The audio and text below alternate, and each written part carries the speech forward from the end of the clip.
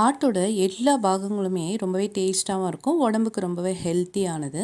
இன்றைக்கி நுரையீரலில் ஒரு குழம்பு ரெசிபி தான் பார்க்க போகிறோம். அதுக்கு முன்னாடி ஜிகே கிச்சன் சேனலை இதுவரை சப்ஸ்கிரைப் பண்ணாதவங்க சப்ஸ்கிரைப் பண்ணுங்கள். இது ரொம்பவே சிம்பிளாகவும் ரொம்ப டேஸ்ட்டாகவும் இருக்கும். நான் சொல்கிறேன், இந்த டிப்ஸை ஃபாலோ பண்ணி செஞ்சு பாருங்கள்.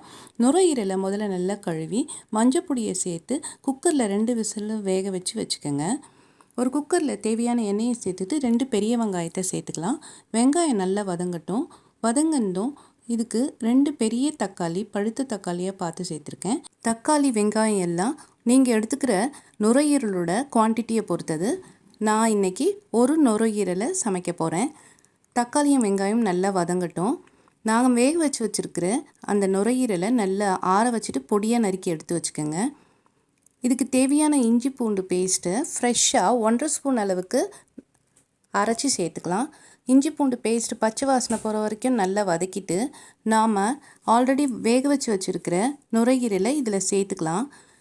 இப்படி நாம் வேக வச்சு நல்ல சின்னதாக நறுக்கி சேர்க்குற போது குழம்பு ரொம்ப டேஸ்ட்டாக இருக்கும். நுரையீரலும் ரொம்பவே சாஃப்டாக இருக்கும். இதுக்கு தேவையான மிளகாத்தூள், குழம்பு மிளகாத்தூள் 5 ஸ்பூன் அளவு சேர்த்துருக்கேன். மஞ்சத்தூளை ஏற்கனவே ஈரலோடு சேர்த்து வேக வச்சாச்சு, அதனால் இப்போ சேர்க்க தேவையில்லை. உப்பை சேர்த்துக்கலாம். நீங்கள் இந்த டிப்ஸை ஃபாலோ பண்ணுங்கள். வேக வச்சு நல்ல பொடியாக நறுக்கிட்டு இது போல் குழம்பு செஞ்சிங்கன்னா ரொம்பவே டேஸ்ட்டாகவும் சாஃப்டாகவும் இருக்குங்க. இப்போ இதுக்கு தேவையான தேங்காவை சேர்த்துக்கலாம். அரைச்சி மிக்ஸி ஜாரையும் சேர்த்து கழுவி இதில் சேர்த்துக்கலாம்.